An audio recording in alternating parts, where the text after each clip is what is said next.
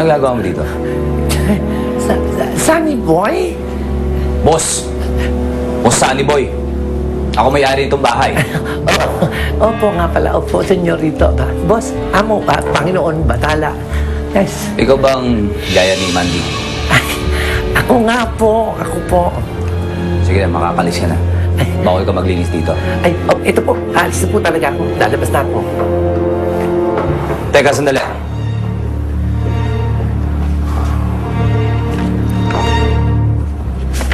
Kilala mo itong mga to?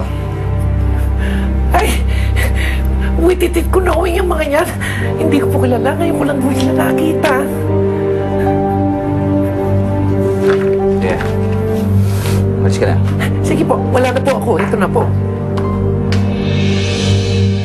Tonet, Bes, safe pa ba tayo dito? Ha? Noong isang araw mo, ka nang mahuli ni Sunny Boy. Ngayon naman, ito, pati sina Auntie Pepsi tsaka si Auntie Coca, hinuhuli na rin ito ni Sunny Boy. Ano ba yan?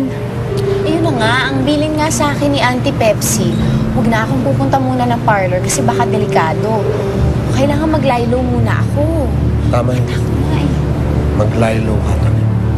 Pero huwag kang matakot. Nandito pa rin ako. At aalagaan kita.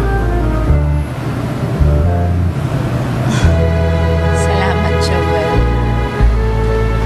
actually, medyo weird nga yung nangyayari ngayon eh. Kasi, pati si Nikki nagbago. Nikki, yung shota ni Sir Kenneth? Yun na nga. Eh, ang dami niya kasi biglang tanong ngayon eh. Parang ang dami niyang gustong malaman tungkol sa akin. So, how's the investigation going? I'm guessing wala ka pang nakikita, no? She's too clean. Alam mo, wala pa akong nakakausap na tao na nagsabing masama ang ugali ng Tonet na yun.